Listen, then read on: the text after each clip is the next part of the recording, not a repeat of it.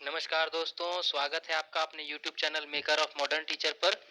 तो जैसा कि आप सब स्क्रीन पर देख पा रहे हैं, अभी हम लोग झारखंड डीएलएड के पेपर 2 यानी कि फाउंडेशन 2 शिक्षा मनोविज्ञान के एक इम्पॉर्टेंट टॉपिक बालक का संवेगात्मक विकास, जिससे जैक डीएलएड के 2017 में 12 नंबर के सवाल पूछा गया था कि बालक का संवेगात्मक विकास को प्रभावित करने वाले कारकों का वर्णन करें।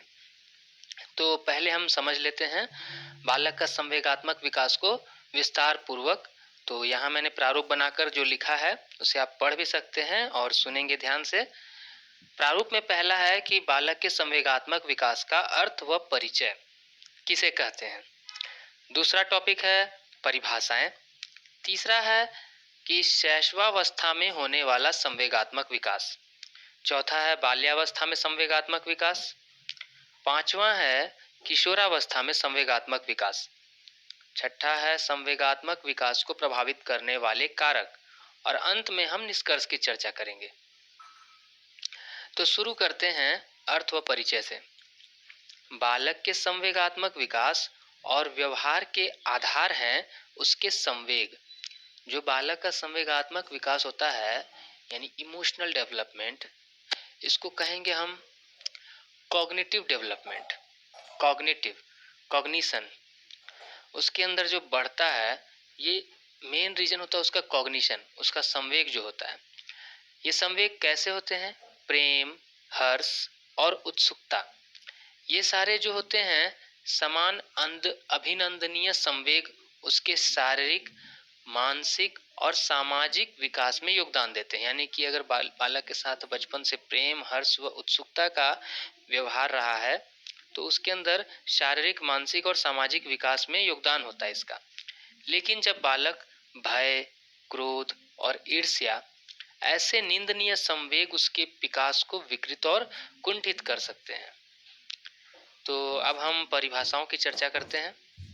परिभाषाओं में पहली परिभाषा है गेट्स व अन्य के अनुसार बालक का संवेगात्मक विकास व्यवहार उस बालक का संवेगात्मक व्यवहार उसके विकास के अन्य पहलुओं के अनुरूप होता है। यानी कि साधारण शब्दों में समझिए, बालक का जो संवेगात्मक व्यवहार होता है उसके शरीर के होने वाले अन्य विकासों के समान ही होता है। हम जानते हैं ना, विकास 4 प्रकार के रखे गए हैं, PCSE। P फॉर फिजिकल यानी कि शारीरिक, C फॉर कॉग्निटिव यानी कि संवेगात्मक, S फॉर सोशल यानी कि सामाजिक, और E फॉर इमोशनल यानी कि भावनात्मक। तो अब यहाँ नहीं, कॉग्निशन माने संज्ञानात्मक होता है, ये हो गया E फॉर इमोशनल। इमोशनल यानी कि संवेगात्मक विकास। ध्यान दे करके सुनिएगा कि बालक का संवेगात्मक विकास भी जो होता है यानी इमोशनल डेवलपमेंट जो उसके अंदर होता है, वो बाकी सारे डेवलपमेंट के समान ही होता है और उससे उनका अंतः संबंध भी होता है। मतलब कि ये सारे विकास एक दूसरे से जुड़े हुए होते हैं। आप इसको ऐसे समझ सकते हैं, अगर बालक का शारीरिक विकास अच्छे से नहीं हो पाता है तो उसका मानसिक और संवेगात्मक विकास भी प्रभावित होता है इससे। अब आगे देखते हैं।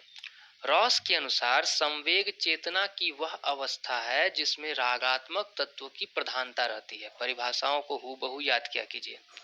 रॉस ने कहा है कि संवेग चेतना की वह अवस्था है जिसमें रागात्मक यानी कि राग, अग्रेशन, उत्तेजना, इस तत्व की प्रधानता रहती है। वुडवर्थ के अनुसार संवेग व्यक्ति की उत्तेजित दशा है। मतलब कि उत्तेजना जो होता है ना, यही उसका संवेग है। शैशवावस्था में संवेगात्मक विकास की चर्चा करते हैं। शिशु में जन्म के समय केवल उत्तेजना होती है और 2 वर्ष की आयु तक उसमें लगभग सभी संवेगों का विकास हो जाता है। जन्म के समय वह रोता, चिल्लाता, हाथ पैर पटकता है। तो अब जो बालक जन्म लिया, जो बालिका जन्म ली, जो शिशु है, सबसे छोटा जन्म लिया है, उसके अंदर जो संवेग है ना, वह अभी विकसित नहीं हुआ है, बस उत्तेजना के रूप में है। और यह उत्तेजना धीरे धीरे 2 साल की उम्र तक पहुंचते पहुंचते विकसित होना शुरू होती है। जन्म के समय वह सिर्फ रोता, चिल्लाता, हाथ पैर पटकता है। इस अवस्था में उसका संवेग केवल कुछ ही समय के लिए रहता है, यह अस्थायी होता है।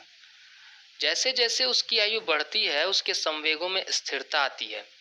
आरंभ में शिशु का संवेग अधिक तीव्र होता है। जैसे जब वह रोता है तो उसे दूध पीने के लिए जब तक नहीं मिल जाता है तब तक वह रोते रहता है।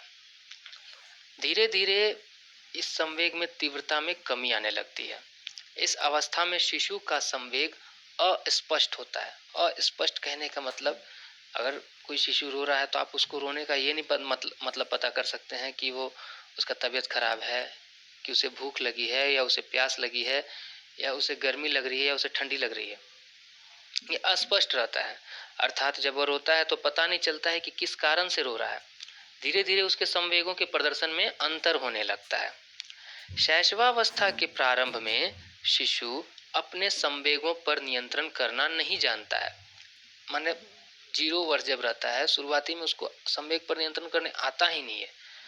धीरे धीरे जब बाल्यावस्था में प्रवेश करने लगता है तो हम देखते हैं कि बाल्यावस्था में क्या कहा गया है। क्रो के अनुसार संपूर्ण बाल्यावस्था में संवेगों की अभिव्यक्ति में निरंतर परिवर्तन होते रहते हैं। इसी कारण बाल्यावस्था को अनोखा काल भी कहा गया है कि बाल्यावस्था जो होता है, संपूर्ण बाल्यावस्था में संवेगों में निरंतर परिवर्तन होते रहते हैं।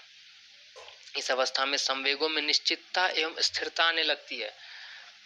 मतलब स्थिरता, वह रोकना भी शुरू करने लगता है। बाल्यावस्था में बालक अपने संवेगों पर नियंत्रण करना सीखने लगते हैं। इस अवस्था में होने वाला संवेगात्मक विकास पर बालक के परिवार, विद्यालय व समाज का बहुत गहरा प्रभाव पड़ता है। इस अवस्था में होने वाले संवेगात्मक परिवर्तन कभी कभी बिल्कुल समझ के परे होते हैं। मतलब आपको पता भी नहीं चल पाएगा कि उसका क्या चाहता है, क्या करना चाहता है। अतः इसे अनोखा काल कहा गया है। किशोरावस्था में होने वाला संवेगात्मक विकास, अब इसकी चर्चा कर लेते हैं। कोल व ब्रूस के अनुसार यह कहा गया है कि किशोरावस्था के आगमन का मुख्य चिन्ह संवेगात्मक विकास में तीव्र परिवर्तन है। यदि कहा जाए तो एक शिक्षक, शिक्षिका, एक माता पिता या समाज के किसी भी व्यक्ति के लिए यह बात पता होनी चाहिए कि अगर किशोर है या किशोरी है तो उस समय उसका संवेग सबसे तीव्रता पर रहता है। इसीलिए इनके साथ व्यवहार भली भांति समझ पूर्वक करना चाहिए। इस अवस्था में प्रेम, दया, क्रोध, सहानुभूति आदि संवेग अस्थायी रूप धारण करने लगते हैं। वह इन पर नियंत्रण नहीं रख पाता है। किशोर किशोरी की शारीरिक शक्ति की उसके संवेगों पर स्पष्ट छाप पड़ती है। इतना जान लीजिए कि शरीर का विकास इस वक्त उसके संवेगों पर अत्यंत प्रभाव डालता है। जैसे कि सबल, स्वस्थ व मजबूत शरीर के व्यक्तित्व में संवेगात्मक स्थिरता, मतलब जो मजबूत शरीर के, आकर्षक शरीर के या फिर स्वस्थ शरीर के व्यक्तित्व के व्यक्ति हैं, वे अपने संवेगों पर नियंत्रण करना सीख जाते हैं। पर निर्बल, कमजोर तथा अनाकर्षक व्यक्तित्व में संवेगात्मक अस्थिरता पाई जाती है, यानी वे अपने संवेगों पर नियंत्रण नहीं रख पाते हैं। किशोरावस्था न तो पूर्णतः बाल्यावस्था है, न ही पूर्णतः प्रौढ़ावस्था। अतः इस अवस्था में बालकों को अपने संवेगों के कारण वातावरण से अनुकूलन करने में कठिनाई होती है, सबसे महत्वपूर्ण बात। और इस वजह से स्टेनली हॉल ने कहा है कि किशोरावस्था संघर्षों, तूफानों, तनावों व संवेगों की अवस्था है। ये लाइन को एकदम याद रखिए। संवेगात्मक विकास को प्रभावित करने वाले कारक, अब हम इन पर चर्चा करते हैं।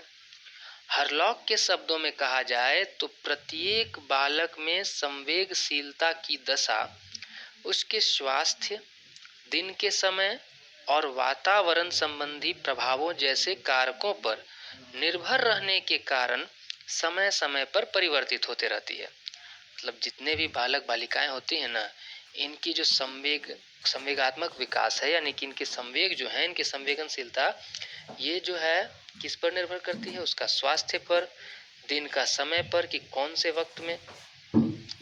अब सुबह का समय है 5 बजे, अब 5 बजे आप किसी बच्चे को उठा रहे हैं तो उठाने के लिए आपको कौन सा नियम का पालन करना चाहिए? एक मग पानी डाल दीजिएगा तो चिड़चिड़ाएगा नहीं। तो दिन का समय और वातावरण संबंधी प्रभाव, वातावरण का प्रभाव।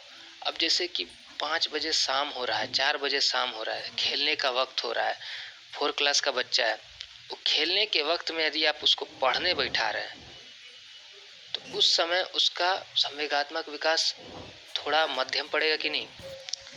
तो इन सब पर निर्भर रहने के कारण समय समय पर परिवर्तित होते रहता है, ये हरलॉ का कहना है। तो जिन जिन प्रभावों, जिन जिन कारकों के कारण संवेगात्मक विकास प्रभावित होते हैं, उनमें पहला है शारीरिक स्वास्थ्य, मोस्ट इम्पॉर्टेंट। यह सर्वविदित सत्य है, यूनिवर्सल ट्रूथ है कि स्वस्थ शरीर में ही स्वस्थ मस्तिष्क का निवास होता है। अतः स्वास्थ्य ठीक न रहे तो बालक का संवेगात्मक विकास नकारात्मक दिशा में वृद्धि करने लगता है। आगे है परिवार का माहौल। अक्सर यह देखा गया है कि यदि घर में ज्यादातर माता पिता में लड़ाई झगड़े हों तो बालक कुंठित मनोवृत्ति का हो जाता है तथा उसका संवेगात्मक विकास रुक जाता है। उसके विपरीत स्वतंत्र विचारधारा व आशावादी माता पिता के बच्चे का संपूर्ण विकास होता है।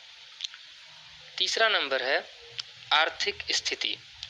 निर्धनता यानी गरीबी बालक के अनेक अशोभनीय संवेगों को अस्थायी व शक्तिशाली रूप प्रदान करती है, जिससे उसमें द्वेष व ईर्ष्या प्रबलता से बढ़ने लगती है। तीसरा नंबर है सामाजिक स्थिति। सामाजिक स्थिति व संवेगात्मक विकास में घनिष्ठ संबंध होते हैं। प्रतिष्ठित परिवार वाले बच्चे अपने प्रतिष्ठा को समाज के द्वारा ही पहचानते हैं। देखा आर्थिक स्थिति और सामाजिक स्थिति कैसे प्रभावित करती है।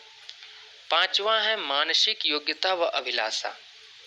देखिए हर व्यक्ति की योग्यता अलग अलग होती है। अब उनमें से यदि बालक तीव्र बुद्धि का न हो, वह किसी अन्य चीज में योग्यता रखता हो और परिवार व शिक्षक उससे अधिक अंक लाने या फिर पढ़ाई में अच्छा करने की उच्च योग्यता की अभिलाषा करते हैं, तो इससे बालक के संवेगात्मक विकास को बाधा पहुंचने लगती है। छठा नंबर है, अब इसको ऐसे ही समझिए कि यदि सचिन तेंदुलकर के पापा उसको IIT JEE का एग्जाम क्लियर करने कहते या लता मंगेशकर के घर वाले उनको बोलते कि आप एक अच्छा टेनिस प्लेयर बनिए, तो वो कभी विकसित नहीं हो पाते। विद्यालय, चूंकि जॉन डीवी का कथन है विद्यालय समाज का लघु रूप है, अतः जहां बच्चे समाजीकरण सीखते हैं यह बच्चों का दूसरा घर होता है। अतः विद्यालय बच्चों के संवेगात्मक विकास पर बहुत गहरा प्रभाव डालता है। तो निष्कर्ष के रूप में हम कुछ बातों को देख लेते हैं कि उपर्युक्त बातों से यह स्पष्ट होता है कि बालक के संवेग उसके शारीरिक व मानसिक विकास के साथ साथ उसके जीवन के प्रत्येक क्षेत्र में समायोजन करने हेतु आवश्यक है। अतः शिक्षकों के लिए शिक्षा मनोविज्ञान के अंतर्गत बाल विकास को समझने के लिए एवं अपनी शिक्षण पद्धति को सर्वश्रेष्ठ बनाते हुए बालक के अधिगम को सुगम व सरल करने के लिए संवेगात्मक विकास का अध्ययन करना बहुत आवश्यक है।